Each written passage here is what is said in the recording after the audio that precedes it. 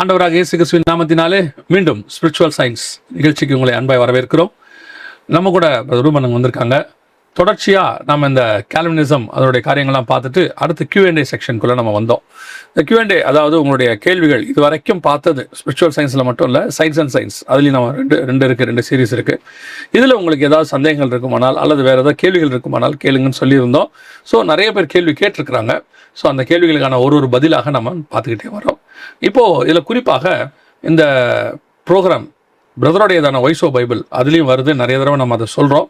அதையும் போய் பாருங்கள். அதுலேயும் உங்களுக்கு வேறு சில ப்ரோக்ராம்ஸ் இருக்கும், அதுவும் உங்களுக்கு பிரயோஜனமாக இருக்கும். வாங்க நம்ம பிரதத்தை கேள்வி பதில் செக்ஷனுக்குள்ளே போகலாம். Praise lord brother. Praise lord. சந்திப்பது ரொம்ப சந்தோஷம். உங்களை பார்க்குறது ரொம்ப சந்தோஷம். கர்த்தர் நல்லவர். சரி பிரதர், இன்னைக்கு என்ன கேள்விக்குள்ளே போகிறோம்? நேரம் கேள்விக்குள்ளே போயிடலாம். All glory to Jesus. Thank you once again for your invitation. ஒரு சின்ன ஒரு இன்ட்ரொடக்ஷன் யூஸ்வலாக நம்ம எப்போவுமே பண்ணுற மாதிரி ஒரு சின்ன இன்ட்ரொடக்ஷனோட இதை ஆரம்பிப்போம். இன்ட்ரொடக்ஷன் என்ன அப்படின்னு பார்க்கும்போது சில பேர் கேட்பாங்க, யாருமே 100% பெர்ஃபெக்ட் கிடையாது, அப்புறம் எப்படி நான் ஒருத்தர் சொல்கிறத நான் கேட்கணும்? ஒரு தியாலஜியன் இருக்காருன்னா அவர் 100% அக்யூரேட்டாக இருந்தால் தான் நான் கேட்பேன் அப்படிங்கிற தாட்டில் அவங்க வேறு கொஸ்டின் கேட்பாங்க. அதோட பேஸ் இதாக தான் இருக்கும். அப்படின்னு யோசிக்கிறவங்களுக்கு ஒரு சின்ன ஒரு அனாலஜி மட்டும் சொல்லிட்டு உள்ள போயிடலான்னு பார்க்குறேன். நான் ஒருத்தர் பர்ஃபெக்ட் இல்லை அப்படின்னு எனக்கு தோணும் போது என்னை அறியாமலே ஒரு சுயநீதி எனக்குள்ளே வருதுன்னு நான் நினைக்கிறேன். செல்ஃப் ரெக்ஷஸ்னஸ் ஒன்று வருதுன்னு நான் நினைக்கிறேன். ஏன்னா அந்த விஷயத்தில் அவங்களோட நான் பர்ஃபெக்டாக இருக்கிறேன்னு ஒரு தாட், அல்லது அவங்க என்னை விட அதில் குறைவாக இருக்கிறாங்கன்னு அவங்களுக்கு ஒரு தாட், மறைமுகமாக அதில் அதுதான் இருக்குது. அந்த இது நான் ஸ்பிரிச்சுவலி சொல்கிறேன். அதனால் வரதனுடைய விளைவு தான் அடுத்தவங்களுடைய குறைய பார்க்க தோணுதோ நான் நினைக்கிறேன். நான் அதில் பர்ஃபெக்டாக சொன்னீங்க நீங்கள். ஐ திங்க் அந்த மோட்டிவேஷனில் தான் நம்ம அந்த லென்ஸை போட்டுட்டு தான் அடுத்தவங்க பார்க்கறதுனால இந்த கொஸ்டின் வருதுங்கிறது ஒரு நிறைய வாய்ப்பு இருக்குது. இவங்ககிட்ட இருக்கிற குறைகள் அவங்க தெரியாது. அந்த பர்டிகுலர் இஷ்யூவில் இவங்களுக்கு அவங்கள பார்த்தா குறையா தெரியும். ஏன்னா இவங்க அதில் பர்ஃபெக்டாக இருப்பாங்க. ஆனால் அவங்ககிட்ட இருக்க எத்தனையோ பர்ஃபெக்டான விஷயம் இவங்ககிட்ட இருக்காது. இவங்க அதில் குறைவாக இருப்பாங்க. இப்படி ஒருத்தர் பார்க்க ஆரம்பித்தோம்னா எல்லாருமே குறைய மட்டும்தான் பார்க்க முடியும். நான் பார்க்கும்போது ஒரு வசனம் தோணுச்சு. யாக்கோபு 1:17 பார்க்கும்போது, நன்மையான எந்த ஈவும் பூரணமான எந்த வரமும் பரத்திலிருந்து உண்டாகி ஜோதிகளின் பிதாவினிடத்திலிருந்து இறங்கி வருகிறது. இதில் எந்த ஒரு தியாலஜிக்கல் அனாலஜியும் நம்ம இதில் பார்த்துருவோமே. நம்ம ஏன் காட் குட் அப்படின்னு சொல்கிறோன்னா ஒரு ரீசன் பார்த்தீங்கன்னா, he alone can define what is good. அவர் மட்டும்தான் எது சரிங்கிறத சொல்ல முடியும். ஒருவேளை அதை நான் சரின்னு சொல்ல முடியும் அப்படிங்கிற ஆரம்பிச்சது தான் ஆதாம் ஏவாள் காலத்துலேருந்து நடந்துட்டு இருக்க ஒரு இஷ்யூ. அந்த ஒரு எது சரி எது தவறுங்கிற அந்த டிஃபைன் பண்ணுற விஷயத்த, அந்த லாவை டிஃபைன் பண்ணுறது காடால் மட்டும்தான் முடியும். ஸோ அவர் பெர்ஃபெக்ஷன்னா என்னங்கிறத டிஃபைன் பண்ணக்கூடிய ஒரே பர்சன் அவர் தான். ஸோ இது நம்ம என்ன சொல்ல வரோம் அப்படின்னா, ஒரு தியாலஜியன் இருக்காரு, இல்லாட்டி ஒரு பைபிள் டீச்சர் இருக்காரு, யாராக வேணா இருக்கலாம். மிஸ்டேக்கே எரரே இல்லாமல் சொல்ல முடியுமா ஒருத்தரால் அப்படின்னு பார்த்தா அதுக்கு சான்ஸே கிடையாது. சான்ஸே இல்லை. 100% பெர்ஃபெக்ஷனை உலகத்தில் நீங்கள் யார்ட்டையுமே எதிர்பார்க்க முடியாது. 100% பர்ஃபெக்டாக இருந்தால் பூமியில் வேலை கிடையாது. அவங்க தான் காட் மாதிரி மாறிடுறாங்களே. தேவ சாயல் ஆயாச்சு, ஆட்டோமேட்டிக்காக அவங்க பரலோகத்துக்கு கூட்டு போயிட போகிறாரு காடு. கரெக்ட். ஏன்னா அதுக்கப்புறம் இங்கே வச்சு அவங்க கரெக்ட் ஆகிடுவாங்க. காட் எதுக்கு நம்மளை இங்கே வச்சிருக்காருன்னா பர்ஃபெக்ட் ஆகிறதுக்கு. அந்த ப்ராடக்ட் முடிஞ்சிருச்சு, குவாலிட்டி செக்கில் அதை 100% ஓகேன்னு சொல்லிட்டா ஷோரூமுக்கு போயிட வேண்டியது தான். அதுக்கப்புறம் அது யார்டில் இருக்க வேண்டிய அவசியம் கிடையாது தானே. அப்போ யார்டில் இருக்குதுன்னா அந்த பொருள் தேவையில்லைன்னு அர்த்தம். அந்த மாதிரி தான் காட் நம்மளை பர்ஃபெக்டான பிறகு ஹெவனுக்கு கொண்டு போயிடுவார். ஏனோக்கு எடுத்துக்கொள்ளப்பட்டார். அதுக்கப்புறம் அவருக்கு இங்கே வேலை கிடையாது. கரெக்ட். இயேசு தன் வேலையை முடிச்சிட்டார், எல்லாம் முடிந்தது, எடுத்துக்கொள்ளப்பட்டார். அதுக்கப்புறம் அவருக்கு இங்கே வேலை கிடையாது. அப்போ இதில் கேட்கும்போது இதில் இன்னொரு ஃபாலோ அப் இதில் கொஸ்டின் வரும். அப்போ எல்லாரும் சொல்கிறதையும் கேட்டுக்கலாமா அப்படின்னு பார்க்கும்போது பிழை இருக்கிறது பிரச்சனையே கிடையாது. ஆனால் விஷம் இருக்கக்கூடாது. ஓகே. ஃபார் எக்ஸாம்பிள், ஒரு நல்ல ஒரு ஃபுல் கப்பு பால் ஊற்றி அதில் பவுடர்லாம் போட்டு கலக்கிட்டு ஒரு எறும்பு இருக்குன்னா நம்ம என்ன செய்வோம்னா, எறும்பு தூக்கி போட்டு பால் குடிச்சிடும். அந்த எறும்பு இருக்குங்கிறதுக்காண்டி பாலை கொட்ட மாட்டோம். ஆனால் அதுலேயே விஷம் இருக்குண்ணா, ஆமாம், பாலை தூக்கி போட்டுருவோம். ஸோ ஒரு தியாலஜியன்ட்ட மிஸ்டேக்ஸோ எரரோ இருக்கிறது பெரிய பிரச்சனை கிடையாது. எல்லாருக்கிட்டையுமே இருக்கும். அது இல்லாமல் ஒரு ஆள் பரிபூர்ணமான ஆள் நீங்கள் சொன்ன மாதிரி அவர் பூமியில் இருக்க வாய்ப்பு இல்லை. எரர் இருக்கிறது பிரச்சனையும் கிடையாது. ஆனால் விஷம் இருக்கா அப்படிங்கிறத ஒருத்தர் சோதிச்சு அறிஞ்சுக்கணும். ஏன்னா நான் பார்த்துருக்கேன், ஒரே ஒரு விஷயத்த புரிச்சுக்குவாங்க. என்ன ஒரு எக்ஸாம்பிள் சொல்லணும்னா, இந்த செருப்பு ப்ளூ கலரில் தானே இருக்கணும், அது இப்படி வெள்ளை கலரில் மாறப்போச்சுங்கிற ஒரே ஒரு விஷயத்த உதாரணத்துக்கு சொல்கிறேன். இதை பிடிச்சிக்கிட்டு 8 வருஷம் 10 வருஷம் இதை ஒரே ஒரு பாயிண்ட் வச்சு பேசிக்கிட்டே இருப்பாங்க. இப்படி பேச ஆரம்பிச்சிட்டோன்னா நம்ம வேலை செய்ய மாட்டோம். இவனுக்கு வேலை செய்கிறவனையும் பார்த்தா பிடிக்காது. அந்த நிலைமைக்கு இவங்க வந்துருவாங்க. நீங்கள் சொன்னீங்களே, சுயநிதியில் புஷ் பண்ணப்பட்டோ, பெருமையில் புஷ் பண்ணப்பட்டோ, ஏதோ ஒரு வஞ்சகத்தில் புஷ் பண்ணப்பட்டோ, இந்த ஒரே ஒரு ஸ்டேட்மெண்ட் வச்சு 10 வருஷம் ஓட்டின ஆட்கள்லாம் இருக்காங்க. இவங்களால வேற எந்த வேலையுமே செய்ய முடியாது. அதான் காடு கடந்து போகிற மாதிரி இவங்களால கடந்து போக முடியலன்னு நான் நினைக்கிறேன். அந்த பிழையை தாண்டி இவங்களால போக முடியாம அந்த பிழையே பிடிச்சிக்கிட்டு நிக்கிறாங்க கடைசி வரைக்கும் இல்லையா? ஆமா ஆமா. அந்த ஒரே ஒரு எரர், யாராவது ஒரு சொன்னதுல ஒரு எரர் இருக்கிற பட்சத்தில் அதை வச்சு இவங்க 10 வருஷம் ஓட்டிடுவாங்க. நான் நிறைய நேரத்தில் என்ன பரிசோதனை பண்ணி பார்க்கணும், ஏன்னா 1-11-31 அப்படி தான் சொல்லுது. அதில் பார்க்கும்போது இப்போ நீங்களுமே என் மெசேஜ் ஒரு 10 வருஷம் எடுத்து பார்த்தீங்கன்னா நிறைய வசனத்தை சொல்கிற இடத்துல நம்பர் மாறி இருக்கும். சில இடத்துல வந்து வசனத்தை நம்ம மாற்றி சொல்லியிருப்போம், அது நடந்திருக்கும். சில இடத்துல அதான் ஏற்கனவே கூட சொல்லியிருக்கேன்னு நினைக்கிறேன். நான் வந்து வாலிப பிராயத்தில் எங்கள் சர்ச்சில் இருக்கும்போது பட்டிமன்றம் நடந்துச்சு. அந்த பட்டிமன்றத்தில் ஜாலியாக பேசணுங்கிற நோக்கத்தினால அவங்க சொல்கிறாங்க, சொல்லும் பொழுது பாருங்க பரலோகத்திற்கு வாசல் ஒன்று தான் வழி, அதே மாதிரி ஏதோ ஒரு பாயிண்ட்டை சொல்கிறாங்க. அப்போ நான் ஒரு ஃப்ளோவில் எடுத்து அடுத்து நான் பேச வேண்டிய ஆள் என்ன சொல்கிறேன்னா, ஏன் நம்ம சர்ச்சுக்கே 3 வழி இருக்குல்ல மேலே வரதுக்கு, பரலோகத்துக்கு 3 வழி இருக்கக்கூடாதா? ஒரு சர்ச்சுக்கே இருக்கும்போது பரலோகத்துக்கு இருக்காதா அப்படின்னு நான் கொஸ்டின் பண்ணுறேன். அது எவ்வளோ பெரிய மதியனம், எவ்வளோ பெரியதான ஒரு ராங் சென். ஆனால் அன்னைக்கு உள்ளவங்க அதை எடுத்துக்காம சொல்லி கொடுத்தாங்க எனக்கு ஒருத்தர், இல்லை பரலோகத்துக்கு ஒரு வழி தான் இருக்குது, நானே வழின்னு இயேசு சொல்லியிருக்கிறாரு. அந்த மாதிரி நம்ம வளர்ந்து வரும்போது நிறைய பிழைகள் இருக்கும், அதை திருத்த முடியும், எல்லாம் செய்ய முடியும். ஆனால் அதையே பிடிச்சி அவர் 20 வருஷத்துக்கு முன்னாடி என்ன பேசினார் தெரியுமா அப்படின்னு பிடிச்சிட்டு இருந்தா இன்னைக்கு யாருமே எதுவுமே செய்ய முடியாது. இல்லை இல்லை, இந்த அதை பிடிச்சிட்டு இருக்க ஆள் என்ன தெரியுமா செய்வார், அதை ஒரு விஷயத்த மட்டுமே சொல்லி 20 வருஷத்தை ஓட்டியிருப்பாரு. ஓகே, அது மாதிரி நம்ம ஆயிராம நம்மளை பரிசோதித்து நம்மளை பாதுகாத்துக் கொள்றது, நம்ம இருதயத்தை பாதுகாத்துக் கொள்றது நம்ம ஒரு முக்கியமான கடமையா தியாலஜியில இருக்கு. அதுல மட்டும் போய் சிக்கிக்கிட்டாங்கன்னா அதுல வெளியில வரதே பெரிய ட்ரபிள் ஆயிரும். அதுக்கப்புறம் ஆண்டவர் உணர்த்தி அதை அவங்கள ஒரு மாதிரி பக்குவப்படுத்தி அந்த ப்ராசஸ்க்கே ரொம்ப டைம் ஆயிடும். அடிக்கடி ஆண்டவர் ஒரு கேள்வி கேட்க வைப்பாரு மெசேஜ்லாம், தாவீது யாரு அப்படிங்கிற அந்த கொஸ்டின்லயே அவங்களோட மென்டாலிட்டியை கண்டுபிடிச்சிடலாம். நம்ம தாவீது யாரு அப்படின்னா அவர் ஒரு மெய்ப்பன் அப்படிம்பாங்க. அவன் மெய்ப்பனா இருந்ததை விட ராஜாவாக இருந்தது தான் ஜாஸ்தி இல்லைங்களா? ஆமா ஆமா. அவன் மெய்ப்பனா இருந்தது ஒரு 30 வருஷத்துக்குள்ள, 30 வயசுல ராஜாவாயிட்டாரு, 70 வயசுல தான் கத்தருக்குள்ள போறாரு. அப்போ 40 வருஷம் ராஜாவா இருந்திருக்காரு. ஆனா இவங்க வியூல என்ன வரல, அந்த ராஜாவானதே ஞாபகம். ஏன்னா அவனை மெய்ப்பனா பார்த்து மெய்ப்பன் தான் அவன் மைண்ட் செட்.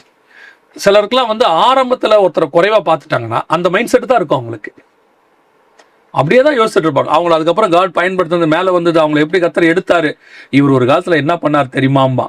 அதுக்கப்புறம் காட் அவரை காப்பாற்றி கொண்டு வந்து மேலே வச்சு உயர்த்தி எங்கேயோ கொண்டு போயிருப்பாரு. ஆனால் இவன் இன்னும் இதே, ஆனால் இவன் கடைசி வரைக்கும் பிடிச்சிட்டு இங்கேயே தான் உட்காந்துருப்பான். இவன் எதை பிடிச்சி யாரை பற்றி பேசுகிறோன்னா அவன் மேலே போயிடுவான். அதான், ஏன்னா அதை பிடிச்சிக்கிட்டாங்கன்னா அதுக்கு மேலே அவங்களும் ஃபார்வர்ட் ஆகி வரதுக்கும் கஷ்டம். இதை சொல்லும்போது எனக்கு இன்னொரு தாட் வருது, எஸ்பெஷலி பரம்பரை கிறிஸ்டின்ஸ். இப்போ நான் வந்து பார்த்தீங்கன்னா ஒரு 4-5 ஜென்ரேஷனாக கிறிஸ்டின். இப்போ எனக்கு என்ன பிரச்சனையாக இருந்தது அப்படின்னா, எனக்கு ஒரு சராசரியான ஒரு சாமானிய கிறிஸ்தவரோட பைபிள் ஒரு குறிப்பிட்ட விதமாக எனக்கு தெரியும், நல்ல விதமாக தெரியாது, குறிப்பிட்ட விதமாக தெரியும். என்னைய பொறுத்தளவுக்கு அந்த செல்ஃப் ரியலைசேஷனுக்குள்ள காடு கொண்டு வரதுக்கு தான் ரொம்ப நாள் ஆச்சு அவருக்கு. அதுக்கப்புறம் பைபிளை ஓரளவுக்கு புரிஞ்சுக்கிறதுக்கு அந்த கிருபை கொடுக்கறதுலாம் ஈஸியாக இருந்துச்சு. அந்த செல்ஃப் எனக்கு தெரியாதுங்கிற நிலைமைக்கு கொண்டு வரதுக்கு தான் பல வருஷம் ஆச்சு அவருக்கு. ஐயோ, நீங்கள் சொல்கிறது வந்து பல வருஷம் சொல்கிறீங்கல்ல. பைபிள் முழுக்க காட் யூஸ் பண்ண மைட்டி மேன் எல்லாருக்கும் ஃபஸ்ட்டு ப்ரிமினரி ப்ராசஸ் இதுதான். இதை முடிக்கிறதுக்கு தான் அவங்களுக்கு 40 வருஷம் ஆச்சு. மோசேக்கு எகிப்தின் வாக்கிலும் கலைகளிலும் வல்லவன், பேச்சில் பயங்கரமான ஆள், இல்லைன்னா திக்குவாயி மந்தனாவும் சொல்ல வைக்கிறதுக்கு 40 வருஷம் ஆச்சு. எல்லாருக்கும் அப்படிதான். இவர் வந்து கமாலியல் பாத்தில் படித்த ஒரு பவுல், நான் நஷ்டமும் குப்பை மன்ற விட்டு நான் ஒன்றும் இல்லைன்னு சொல்ல வைக்கிறதுக்கு அவருக்கு 3 வருஷம் ஆச்சு அரபு தேசத்தில். அந்த மாதிரி நமக்கு இப்போ நீங்கள் சொன்னது வந்து ஒரு பெரிய ப்ராசஸ்ஸு, அது உங்களுக்கு செஞ்சுருக்கிறாரு. இன்னும் நிறைய பேருக்கு அந்த ப்ராசஸ்க்குள்ளேயே வரல அவங்க. ஆமாம், அது ஒரு முக்கியமான விஷயம். ஏன்னா காடோட ஒரு விதத்தில் நடக்க ஆரம்பிக்கிறதுக்கு, இல்லாட்டி காடோட பிள்ளையா மாறி ஒரு பக்குவத்துக்கு வர்றதுக்கு ஃபர்ஸ்ட் ஸ்டெப்பே செல்ஃப் ரியலைசேஷன். நம்ம என்ன நிலைமையில இருக்கோங்கிறத புரிஞ்சுக்க வைக்கிறதுக்கு தான் பெரிய, நீங்கள் சொன்ன மாதிரி ஒரு குறிப்பிட்ட எனக்கு ஒரு 10-15 வருஷம் ஆச்சு ஓரளவு கொண்டு வரதுக்கே. இந்த இன்ட்ரடக்ஷனோட நம்ம கொஸ்டின்குள்ளே போகலாம். ஓகே, சரி. இன்னைக்கு என்ன கொஸ்டின் ஒன்று கேட்டிருக்காங்க அப்படின்னா, இது நம்ம லாஸ்ட் 5வது எபிசோட்ல இருந்து 30வது எபிசோட் வரைக்கும் சென்ட்ரல் எசன்ஸாக ஒரே ஒரு விஷயத்தை வச்சு தான் பார்த்துருப்போம். அந்த ஆங்கிள் இருந்து தான் பைபிளில் நிறைய விஷயத்தில் நம்ம எக்ஸ்பிளைன் பண்ணியிருப்போம். அது என்னன்னு பார்த்தீங்கன்னா அட்டானமி, ஹியூமன் அட்டானமி. அதான் நம்ம தமிழில் சுயாட்சி, அதுக்கு இன்னொரு வேர்ட்ஸ் இருக்குது, சுயாதீனம்ங்கிற டேர்ம்ஸ்லாம் வச்சு நிறைய பேர் பேசுவாங்க. ஆனால் அதோட ஃபவுண்டேஷன் பார்த்தீங்கன்னா சுயாட்சி. இந்த சுயாட்சிங்கிற டேர்ம் வச்சு தான் இதில் பெரும்பகுதியான நம்ம எபிசோட்ஸை பார்த்துருப்போம். ஸோ அதுக்கு ரிலவெண்ட்டாக இருக்க கொஷின்ஸ் தான் ஃபஸ்ட் எடுத்து பார்க்குறோம். இதை கொஞ்சம் இன்னும் ஒரு ஃபியூ எபிசோட்ஸில் முடிச்சுட்டு மீதி கொஷின்ஸ்க்கும் நம்ம போவோம். இதில் ஒருத்தர் கேட்டிருக்காரு, நீங்க வந்து சுயாட்சியா நான் ஒரு மனுஷனுடைய சித்தத்துல கடவுள் வந்து செயல்பட மாட்டாரு, அவன் விருப்பத்துக்குள்ள தலையிட மாட்டாரு அப்படின்னு சொல்றீங்க. ஆனா பைபிள்ல பார்க்கும்போது பார்வோனுடைய இருதயத்தை அவர் தான் கடினப்படுத்தினாருன்னு இருக்கு. அவர் தான் கடினப்படுத்துறாரு. அப்ப போக விடக்கூடாதுன்னு அவனை புஷ் பண்ணதும் அவர் தான், அதுக்கு தண்டனை கொடுத்ததும் அவர் தான். அப்ப வசனம் சொல்லுது, யாத்திராகமம் 9:12 பார்க்கும்போது, கர்த்தர் மோசையோட சொல்லியிருந்தபடியே கர்த்தர் பார்வோனின் இருதயத்தை கடினப்படுத்தினார், அவன் அவர்களுக்கு செவி கொடுக்கவில்லை. அப்ப இதை பார்த்தா விதியின் விளையாட்டுன்னு ஒரு நம்ம தமிழ் கல்ச்சர்ல ஒண்ணு இருக்கும். அவனுக்கு எழுத்திருக்கு என்ன தலையில என்ன எழுதிருக்கு அதாங்க நடக்கும் அப்படிம்பாங்க அவங்க. அப்ப இது வந்து கடவுளுடைய விளையாட்டு மாதிரி தானே இருக்கு. அவனுக்கு எழுதப்பட்ட அவர் தான் கடினப்படுத்துறாரு. அவர் கடினப்படுத்தும் போது ஒரு மனுஷன் மாற முடியுமா? அப்ப இது எப்படி வந்து அட்டானமியோட நீங்க ஃபிட் பண்றீங்க அப்படிங்கிற மாதிரி கேட்டிருந்தாங்க. இல்லை, இந்த மாதிரிலாம் யோசிச்சிருக்காங்க பாருங்க, எவ்வளோ பெரிய விஷயம். இல்லை, நம்ம ஃபெய்த்தில் பைபிளை படிக்கும்போது நமக்கு வேற ஆங்கிளில் புரியுது, அவங்களுக்கு பைபிள் வேற ஆங்கிளில் புரிஞ்சிருக்கு. ஆமாம், இது வந்து ஆக்சுவலி நமக்குன்னு சொல்றீங்க, எனக்கு இதை விட ஜாஸ்தியாக நான் ஒரு காலத்தில் கேட்பேன். ஓகே, அதனால நான் அதுதான் சொல்லுவேன், எனக்கு பைபிள் ஆரம்பத்தில் தெரியாததுனால எனக்கு இந்த மாதிரி கொஸ்டின்ஸ் எதுவுமே வராது. நான் பாட்டுன்னு படிச்சுட்டே போவேன். இந்த மாதிரி நுணுக்கமால யோசிக்கவே மாட்டேன். ஒரு காலகட்டத்துக்கு பிறகு, அதுவும் இப்படி யோசிக்கல, ஒரு காலகட்டத்துக்கு பிறகு தான் பைபிளை வந்து ஒழுங்கா படிக்கணும்னு ஆண்டவர் சொல்லி கொடுத்தாரு. சரி, ஓகே. நான் ஆரம்பத்தில் சொன்னேன் இல்லையா, ஒரு விதமா எனக்கு பைபிள் புரியும் அப்படின்ட்டு, அது மாதிரி இந்த மாதிரி எனக்கும் வரும். சரி சரி. அந்த விதத்தெல்லாம் போக்குறதுக்கு ரொம்ப வருஷம் ஆண்டவருக்கு ஆச்சு ஆக்சுவலி. ஸோ இதை எப்படி நம்ம புரிஞ்சுக்கலாம்? இதில் அவங்க கேட்குற question mathematically logically correct, human லாஜிக்கில் பார்க்கும்போது கரெக்ட். இதில் என்ன புரிஞ்சுக்கணும் அப்படின்னா, பார்வோனுக்கு காட் என்ன பண்ணாரு அப்படின்னா, அவர் இருதயத்தை ஏன் கடினப்படுத்தினாருன்னு பார்க்கும்போது, அவனுக்கு வந்து நியாய தீர்ப்பு ஆல்ரெடி எழுதிட்டாரு.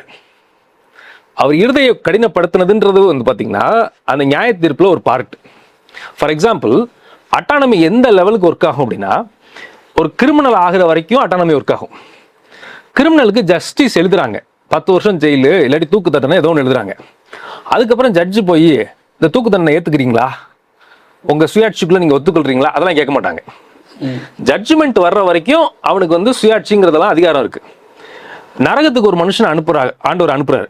அனுப்பும்போது நரகத்துக்கு போகிறதுக்கு நீ விரும்புறியா, ஓ சுயாட்சி இல்லாமல் நான் செயல்பட முடியாது, நீ ஏற்றுக்கிறியா, மனப்பூர்வமாக இதை ஒத்துக்கிறியா அப்படிலாம் அவர் கேட்கணுன்ற அவசியம் இல்லை, கேட்கவும் மாட்டார். ஒரு காலகட்டம் வரைக்கும் தான் நமக்கு கொடுத்துருக்கிற உரிமையை நம்ம பயன்படுத்த முடியும். அந்த உரிமையை பயன்படுத்துகிற காலகட்டம் முடிஞ்சிருச்சுன்னா அதுக்கப்புறம் அதுக்கு நம்ம எதுவுமே பண்ண முடியாது. சான்ஸே இல்லை. இவனுக்கு ஆல்ரெடி காட் செட்டில் பண்ணிட்டார். இதை எங்க செட்டில் பண்றாருன்னா, இதுக்கு முன்னாடியே அவர் பண்ணிட்டார். என்னன்னா, இப்போ இந்த இஸ்ரவேல் ஜனங்களை அந்த 400 வருஷம் நடத்துனதுல அந்த பார்வோன் கடைசியா நடத்தினதுலையும் கொடுமையா நடத்தியிருக்கான். ஸோ அதை எல்லாத்துக்கும் சேர்த்து அவனுக்கு ஆல்ரெடி ஜட்ஜ்மெண்ட் எழுதிட்டாரு. இவன் பண்ண வேலை எல்லாத்துக்கும் இவனுக்கு செங்கடல்ல சாகடிக்கிறது தான் இவனுக்கு ஜட்ஜ்மெண்ட் எழுதியாச்சு. இப்போ மோசே வந்து அங்க சொல்லும் பொழுது அவனுக்கு அதுல இருந்து தப்பிக்கிறதுக்கான வழி கிடையாது. ஏன்னா அவன் இப்போ மோசே சொன்னதை கேட்காததுனால எல்லாம் இல்லை, ஆல்ரெடி அவன் பண்ணதுக்கான எல்லா ஜட்ஜ்மெண்ட்டும் அங்க இருக்கு, எல்லாமே முடிச்சாச்சு. இதைதான் வந்து ஆதி ஆகமத்திலே ஆண்டவர் சொல்வார் ஆபிரகாம்கிட்ட 15:16 பார்க்கும்போது, 4ஆம் தலைமுறையிலே அவர்கள் திரும்புவார்கள், ஏனெனில் எமோரியோட அக்கிரமம் இன்னும் நிறைவாகவில்லை என்றார். இதை இங்கிலீஷ்ல என்ன போட்டிருக்குன்னா மெஷர் ஆஃப் சின் அப்படின்னு போட்டிருக்கும். ஸோ இதை எப்படி புரிஞ்சுக்கணும் அப்படின்னா, எமோரியர்களுடைய பாவம் இப்படி போனுச்சுன்னா இங்க போய் நிற்குங்கிறது காடுக்கு நல்லா தெரியும். அதை அவர் தடுக்கல, அவர் விட்டுட்டார். அதே மாதிரி பார்வோனையும் விட்டுட்டார், 400 வருஷம் விட்டார். அவன் பண்ணதுக்கு ஜட்ஜ்மெண்ட்டை ஆல்ரெடி சொல்லிட்டாரு. இங்கே அவன் மாற்றணும்னு நினைச்சாலும் மாற்ற முடியாது.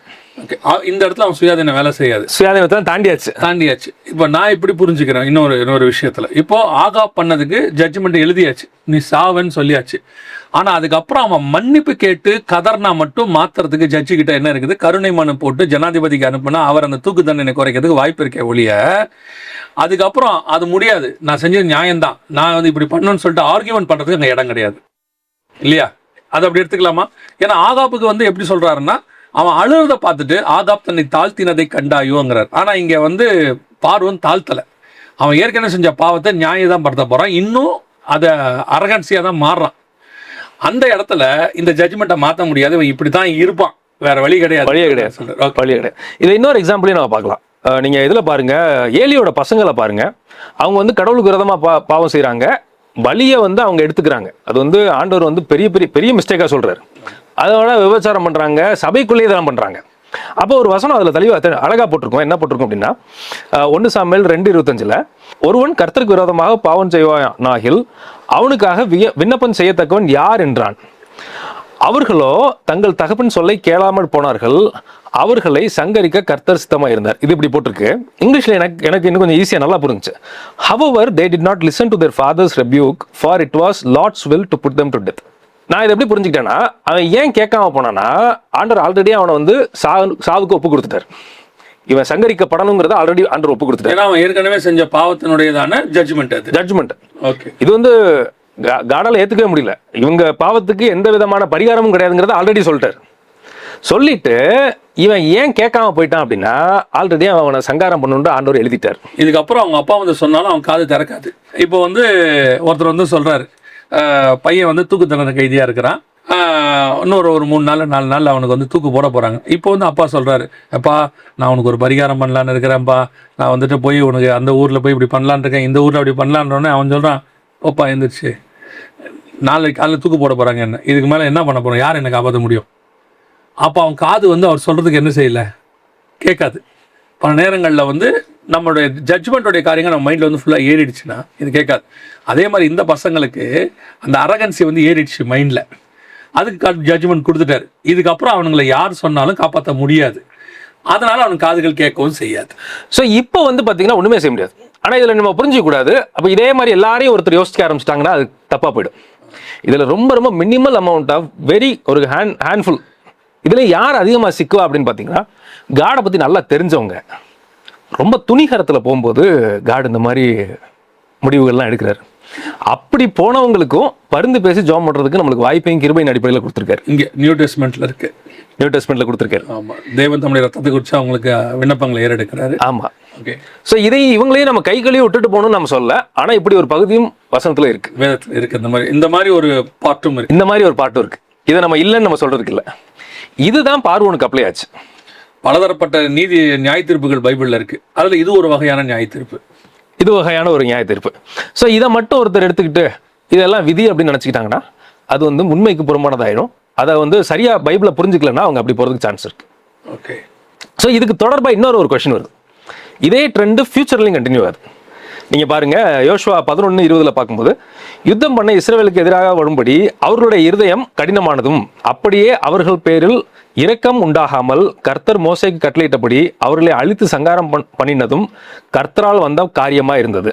இப்போ இதில் நிறைய பேர் கேட்டிருக்காங்க, நிறைய பேர் யோசிக்கிறதுக்கு சான்ஸ் இருக்கு. காட் வந்து இஸ்ரவேல் ஜனங்களை வெளில கூட்டு வர்றாரு. வெளில கூட்டு வரும்போது ஒவ்வொரு ஜனமா அழிச்சிட்டு வரதையும் நம்ம பார்க்குறோம். இவங்க என்ன கேட்பாங்க அப்படின்னா, ஒரு இஸ்ரவேல் ஜனத்துக்காக காட் வந்து ஒரு ஜனக்கூட்டம் மீதி ஜனக்கூட்டத்தை அழிக்கிறது நியாயமா? இவங்க வரணுங்கிற ஒரு ரீசனுக்காக ஒரு பெரிய பெரிய ஜாதி கூட்டத்தையும் ஜனக்கூட்டத்தையும் ஒரு அழிக்க சொல்றாரு. இது எந்த விதத்தில் நியாயமாகும்? ஆக்சுவலி இந்த கொஸ்டின் எனக்கு இருந்தது. ஓகே. எனக்கு இது யாரும் அதோட கிளாரிட்டி எனக்கு கொடுக்கல. எனக்கு இது ரொம்ப காலமா நான் சின்ன பிள்ளைல இருக்கும்போது எனக்கு இருந்த கொஸ்டின்ல இது எனக்கே இருந்த ஒரு கேள்வியில இது ஒண்ணு. அவர் ரொம்ப நாள் கழிச்சு தான் ஒரு நாள் பைபிளை படிக்கும்போது ஆண்டவர் புரிய வச்சாரு. இஸ்ரவேல் ஜனங்கள் வெளியில வரும்போது இவங்களை அழிக்கணுங்கிறதுக்காக அழிக்கவே கிடையாது. உபாகமம் 9:4 வாசிக்கிறோம், உன் தேவனாகிய கர்த்தர் அவர்களை உனக்கு முன்பாக துரத்துகையில் நீ உன் இருதயத்திலே என் நீதியின் நிமித்தம் இந்த தேசங்களை சுதந்திரத்துக் கொள்ளும்படி கர்த்தர் என்னை அழைத்து வந்தார் என்று சொல்லாயாக. அந்த ஜாதிகளுடைய அக்கிரமத்தின் நிமித்தமே கர்த்தர் அவர்களை உனக்கு முன்பாக துரத்தி விடுகிறார். இந்த வசனத்தை எனக்கு படிக்கும்போது ரொம்ப ஆச்சரியமா இருந்துச்சு. எனக்கு ரொம்ப வந்து என்னுடைய கேள்விக்கு ரொம்ப ஒரு பெரிய பதிலா கிடைச்சு. இவ்வளவு நேரம் பேசுறதுக்கு இந்த ஒரு வசனம் நல்ல ஆன்சர் ஆயிடுச்சு, பக்காவா. இவங்களை யாரையுமே ஏதோ இஸ்ரவேல் ஜனத்தை கூட்டிட்டு வர்றதுக்காக அழிக்கவே இல்லை, எந்த ஜனத்தையுமே. நிறைய பேருக்கு ஒரு எண்ணம் இருக்கு, என்னன்னா இஸ்ரவேலை ரொம்ப நேசிக்கிறாரு, அதனால அநீதியா மற்றவனை போட்டு கொல்றாரு இவரு அப்படின்னு நான் கிறிஸ்தவங்களுக்குள்ள சொல்றேன். அவங்க ரொம்ப நேசிச்சதுனால எல்லாரையும் போட்டு க்ளோஸ் பண்றாரு. இந்த வசனம் ரொம்ப தெளிவா இருக்கு. இவனை நேசிச்சதுனால இல்ல, அவன் பாவத்தினாலதான் நான் அவனை அழிச்சிருக்கேன். இவனை நேசிச்சதுனால இவன் பாவம் செஞ்சுட்டான்றதுனால இவனை விடவும் இல்லை, இவன் பாவம் செஞ்சா இவனையும் கொல்லுவேன். ஏன்னா நியாயப்பிரமாண காலம் இல்லையா? ஆமா ஆமா. ஸோ இதுல நம்ம பார்க்கும்போது இந்த இஸ்ரவேல் ஜனத்துக்காக ஒரு ஆளை கூட காட் அழிக்கவே இல்லை. பழைய ஏற்பாட்டில் நம்ம அந்த எக்ஸடஸ் யாத்திராவை முழுசா நம்ம பார்க்கும்போது இவங்கள் நிமித்தம் அவங்களை அழிக்கல, அவன் பாவம் பரிபூர்ணமாய் முத்துனுச்சு ஒரு இடத்துல. அந்த நேரத்தில் இவனை கூட்டு வந்தார். கூட்டிட்டு வரும்போது அவருடைய நியாயத்தீர்ப்பையும் செலுத்தி கூட்டு வர்றாரு. ஓகே. காட் வந்து ரொம்ப ரொம்ப 100% ஆர் இன்ஃபைனைட்லி பெர்ஃபெக்ட் ஒரு ஜட்ஜ் அவர், நியாயாதிபதி. ஆமா. Okay. இதுல மாற்றுக்கிறதே இல்லை. நம்ம ஒரு ஆங்கிள் ஏதாவது ஒன்று தப்பா புரிஞ்சுக்கிட்டு பிசாசு வஞ்சிக்கும் போது அந்த வஞ்சனையில போய் நம்ம மாட்டிக்க கூடாது. இதே மாதிரி ஒரு ஒத்த சம்பவம் வந்து நியாயாதிபதி புஸ்தகம் 14 இருக்கு. சிம்சோன் வந்து என்ன பண்ணுவார், பெலிஸ்தியர்களுடைய பொண்ணை கல்யாணம் பண்ணலான்னு போவார். ஆனால் பெலிஸ்தியர் வந்து வேற அந்நிய ஜாதத்தில் நுகத்தில் பிணைக்கக்கூடாதுன்னு சொல்லி ஆண்டவர் சொல்லி வச்சிருக்கிறார். அந்த இடத்துல தெளிவாக இருக்கு. ஆனால் வசனம் என்ன சொல்லுதுன்னா, 4வது வசனம், அவன் பெலிஸ்தியரிடத்தில் குற்றம் பிடிக்க முகாந்திரம் உண்டாகும்படி இது கர்த்தரின் செயல் என்று அவன் தாயும் தகப்பனும் அறியாதிருந்தார்கள். அக்காலத்திலே பெலிஸ்தியர் இஸ்ரவேலை ஆண்டார்கள். இஸ்ரவேலில் பெலிஸ்தியர்கள் ஆண்டுகிட்டு இருக்காங்க, கொடுமையாக நடத்திட்டு இருக்காங்க. இவங்களை இப்போ விடுதலையாக்கணும். விடுதலையாக்கிறதுக்கு ஒரு ரீசன் வேணும். அந்த ரீசன், ஆனால் இவங்ககிட்ட விடுதலையாக்கணுங்கிறது ஆல்ரெடி ஜட்ஜ்மெண்ட். இப்போ நீங்கள் சொல்கிறதா சொல்கிறேன். ஆனால் அந்த இடத்துல ஒரு சம்பவம் இல்லை விடுதலையாக்கிறதுக்கு. இவன் பொண்ணு கேட்க அங்கே போகிறான். அவன் ஆக்சுவலாக வந்து புறஜாதியத்தை பொண்ணு எடுக்கக்கூடாது. இப்போ அவங்க பொண்ணு கேட்க போகிறான். அவன் கொடுக்க போகிறதில்ல, நல்லா தெளிவாக தெரியும். அவன் கொடுக்கல, அவன் கொடுத்த மாதிரி கொடுத்துட்டு எடுத்துட்டா. அதனால பெலிஸ்தருக்கு இவங்களுக்கும் ஒரு சண்டை உருவாகுது. யாருக்கு? சிம்சோனுக்கும் பெலிஸ்தருக்கும். அதில் பெலிஸ்தரை முறியடிக்கிறான், இஸ்ரவேலை விடுதலையாக்குறான் அவன். இப்போ காடோடைய பிளான் இஸ்ரவேலை விடுதலையாக்கிறதுக்கு அதுக்கு ஒரு ரீசன் வேணும்ல. அப்போ இந்த இடத்துல பார்த்தீங்கன்னா நார்மலாக வாசிக்கும் போது இந்த கான்டெக்ட் புரியாமல் நீங்கள் வாசிச்சிங்கன்னா, அவன் பெலிஸ்தரத்தில் குற்றம் கண்டுபிடிக்க முகாந்திரம் உண்டாகும்படி இது கர்த்தரின் செயல். எங்கே போகிறான்? அங்கே போய் பொண்ணு எடுக்க போகிறான். அங்கே போய் பொண்ணு எடுக்கிறது கர்த்தரின் செயலான்னு இவங்க கொஸ்டின் பண்ணுவாங்க. அங்கே போய் பொண்ணு எடுக்கிறது கர்த்தர் செயல் அல்ல, இஸ்ரவேலை விடுதலையாக்குன்றது கர்த்தருடைய செயல். அதுக்கு பொண்ணு எடுக்கிற அவனுடைய ஆசையை கர்த்தர் யூஸ் பண்ணிக்கிறார். அவ்வளோதான் விஷயம். இதை இப்போ ஒருத்தர் பார்க்கும்போது இப்போ இங்கே நம்ம இருக்க யூத் மாறிடக்கூடாது. ஆமா, பாருங்களேன், கடவுள் சித்தத்தை, இவனுடைய ஆசைக்கு ஏற்ற மாதிரி கடவுளோட சித்தத்தை வளைச்சு கொண்டு போயிட்டாரு. பார்த்தீங்களா, நான் அவனை போய் ரசிக்கிறதுக்காக அவனை கல்யாணம் பண்ணேன்னு ஒருத்தன் ஆரம்பிக்க கூடாது. ஆரம்பிச்சானா கடைசியா என்ன ஆகும்னா, சிம்சோனுக்கு எப்படி மொட்டை அடிச்சாங்களோ இவனுக்கும் மொட்டை அடிச்சிருவாங்க கடைசியா. இன்னைக்கு உள்ள யூத்துக்கு நம்ம சொல்லி வச்சிடறோம். அதையும் கடைசியா கண்ணு ரெண்டையும் பிடிங்கி ஒரு விஷன் போய் அபிஷேகம் போய், ஏன்னா முடிங்கிறது அபிஷேகம் பைபிள் சொல்லுது. முடி அபிஷேகம் போய் உன் தரிசனம் போய் கடைசியில் அடிமைத்தனம் விலங்கு போடப்பட்டு நீ எங்கேயாவது ஒரு இடத்துல நின்றுட்டு இருப்ப, கோமாளியை போல அப்படின்னு நம்ம சொல்லி. அந்த நேரத்துலயும் அவ இல்ல பக்கத்துல, அவ விட்டு அப்பயே போயிடுவான். அதெல்லாம் இம்மிடியட் டிபார்ச்சர் தான் அதெல்லாம். சரி, ஸோ இது ஒரு வகையான நியாய தீர்ப்பு. இதில் என்னன்னா நம்ம என்ன புரிஞ்சுக்கணும் அப்படின்னா, இதை முழுசா நம்ம புரிஞ்சுக்கணுங்கிற அவசியம் நம்மளுக்கு கிடையாது. அதை காட் நம்மளுக்கு புரிய வைக்கணுங்கிற அவசியமா அவருக்கும் கிடையாது. இப்போ இதெல்லாம் எதுக்கு சொல்றோம் அப்படின்னா, ஒரு மனுஷனுக்கு கன்விக்ஷன் வேணும். God is 100% perfect. அந்த கன்விக்ஷன் வரணுங்கிறதுக்காக தான் இதை சொல்றமே ஒழிய இவங்களுக்கு 100% விளங்க வைக்கணுங்கிறதுக்காக நம்ம சொல்லல. காடோடைய ஜட்ஜ்மெண்ட்டை நீங்கள் 100% புரிஞ்சிக்கவே முடியாது. ஏன் அவர் இந்த ஜட்ஜ்மெண்ட் கொடுக்குறாருன்னு புரிய முடியாது. ஒரு மொத்த லாவையும் படித்து BA, BL, MA, BL, PhD என்ன வேணால் முடிக்கணும்.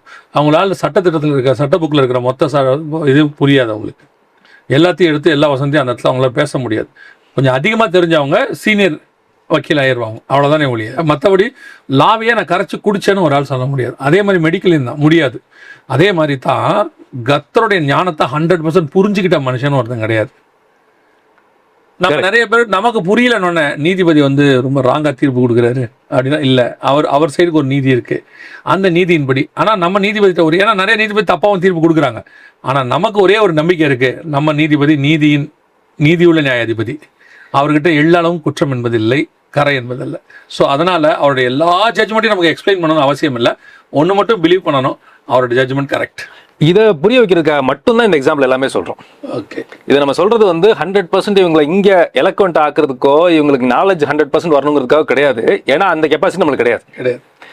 எதுக்காக இதெல்லாம் நம்ம சொல்றோம்னா, நம்ம இருதயத்துல காட் வந்து தப்பா செய்யறதுக்கு வாய்ப்பே இல்லை அப்படிங்கிற ஒரு நம்பிக்கையும் ஒரு விசுவாசமும் ஒரு மனசுல கன்விக்ஷனும் வரதுக்காக மாத்திரம் தான் இதை சொல்றோம். ஓகே, வாதி பிரதிவாதின்னு சொல்லுவாங்க. இவங்க 2 பேருக்கு நீங்க வேணா வக்கீல யாரா வேணா இருக்கலாம். நீங்க வக்கீலா இருந்தா அவங்களுக்காக வாதாடலாம். நீதிபதிக்கு நீங்க வக்கீலா இருக்க முடியாது. நம்ம காடுக்கு வக்கீல் கிடையாது, இங்க அட்வொகேட் பண்ண நம்ம வரல. ஒன்று சொல்றோம், இந்த நீதிபதி கிட்ட குற்றம் இல்லைங்கிறத நம்மளுடைய உணர்ந்ததுல இருந்து சொல்ல வரோம். எக்ஸாக்டா. ஏன் இதை நம்ம ஸ்பெசிஃபிக்கா சொல்றோம் அப்படின்னா, கடைசி நீங்க ஒரு 20-25-30 வருஷத்துல நீங்க கடைசியில இருந்து பார்க்கும்போது கடைசி காலத்துல பிசாசு சொல்ற ஒரு பெரிய வஞ்சகத்துல ஒண்ணு என்ன அப்படின்னு சொல்லி பாத்தீங்கன்னா, காடு வந்து தப்பு அப்படின்னு சொல்லுவான். ஒரு மனுஷனுக்கு ஒரு வேளை இதை பார்த்துட்டு இருக்கவங்களுக்கு இந்த மாதிரி ஒரு தாட் வந்துட்டே இருக்கு, காடு தப்பு தானே, அவர் பண்ணது சரி கிடையாதுல இப்படின்னு சொன்னா, இவங்களை மீறியும் இந்த கொஸ்டின் வருங்கிற பட்சத்தில் there is a huge scope. இந்த வஞ்சிக்கிற ஆவி அங்க இருக்குன்னு நம்ம புரிஞ்சுக்கலாம். காடை பத்தி ஒரு குறைய உங்க மைண்ட்ல ஒன்று உருவாக்குறாங்கன்னா அது சாத்தானை தவிர வேற யாரும் இருக்கவே முடியாது.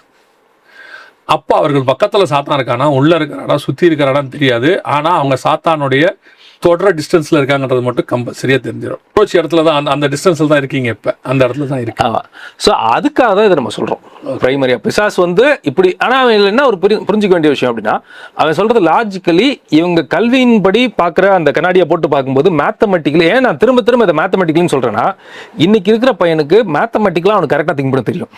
கடைசி காலத்தில் சயின்ஸ் மேத்தமெட்டிக்கலி தான் எல்லாரையும் பிடிச்சிக்கிட்டு இருக்கு. ஆமாம், மேத்தமெட்டிக்ஸ் இல்லாமல் நீங்கள் சயின்ஸே கிடையாது. சயின்ஸுக்கு உயிர் கொடுக்குறது பார்த்தீங்கன்னா மேத்தமெட்டிக்ஸ் தான். மேத்தமெட்டிக்ஸ் இல்லாமல் கம்ப்யூட்டர் கிடையாது, எதுவுமே கிடையாது. ஏஐ பார்த்தீங்கன்னா மேத்தமெட்டிக்கலாக தான் அது திங்க் பண்ணும். இவன் இப்போ ஏஐ மாதிரி யோசிக்க ஆரம்பிச்சிட்டு இருக்கான். அப்போது பிசாசுக்கு இன்னும் ஈஸியாயிரும். லாஜிக்கலே அவன் சொல்கிறது 100% அக்யூரேட்டாக இருக்கும். நான் திரும்ப சொல்கிறேன், பிசாஸ் சொல்கிற லாஜிக் 100% மேத்தமெட்டிக்கலாக கரெக்டாக இருக்கும். அதில் போய் இவங்க விழுந்துட்டாங்கன்னா முடிஞ்சு. ரொம்ப ரொம்ப அழகான விளக்கங்கள், அனாலஜி உங்கள் பாஷையில் சொன்னால் நல்ல அழகான அனாலஜி, ரொம்ப யூஸ்ஃபுல்லாக இருக்கும். இன்றைக்குள்ள யூத்ஸுக்கு அவங்களுக்கு தேவையானதை கர்த்தர் இன்னைக்கு பேசியிருக்கிறார். நான் கர்த்தரோட விசுவாசிக்கிறேன். இதோட தொடர்ச்சியை கேள்வி பதில் செக்ஷனை நேரம் ஆயிடுச்சு. நம்ம அடுத்த இதுலேயும் கர்த்தர் இஷ்டமான வருகை தாமதிக்கலாம் நம்ம பார்க்க போகிறோம். இதில் உங்களுக்கு நிறைய கொஸ்டின்ஸ் எழலாம் வரலாம். ஸோ அதை நீங்கள் அனுப்ப வேண்டியதான வலைத்தளத்தினுடைய இந்த வெப்சைட், அந்த இமெயில் ஐடியும் அதோடு கூட வாட்ஸ்அப் நம்பரும் உங்களுக்கு கொடுத்துருக்குறோம். அதில் அனுப்புங்க. தயவுசெய்து கமெண்ட்டில் உங்களுடைய கொஸ்டின்ஸை அனுப்பாதீங்க. இந்த ப்ரோக்ராம் HLM அப்புறம் YTV 2 சேனல்லையும் வரும். பிரதருடைய வாய்ஸ் ஓவர் சேனல் பைபிள் அப்படிங்கிறதான 3 சேனலில் வரும். 3யுமே நாங்கள் கீழே கொடுத்துருக்கோம். நீங்கள் எதில் வேணாலும் போய் பாருங்கள். இந்த மாதிரி உங்கள் வீட்டில் இருக்க யூத்ஸ் யாராவது கொஸ்டின்ஸ் கேட்டு இந்த மாதிரி மேத்தமெட்டிக்கலாக சில நேரத்தில் கேட்கும்போது பதில் சொல்ல முடியாமல் பெற்றோர் இருப்பாங்க, அல்லது ஊழியக்காரங்க இருப்பாங்க. அவங்களுக்கு இந்த மாதிரி காரியங்களை நீங்கள் பயன்படுத்தும் போது, அல்லது இதை நீங்கள் காட்டும் போது அவங்கள ஆதாயம் பண்ணுவதற்கு ஏதுவாக இருக்கும். கர்த்தர் சித்தமானால் வருகை தாமதிக்குமானால் மீண்டும் சந்திப்போம். God bless you.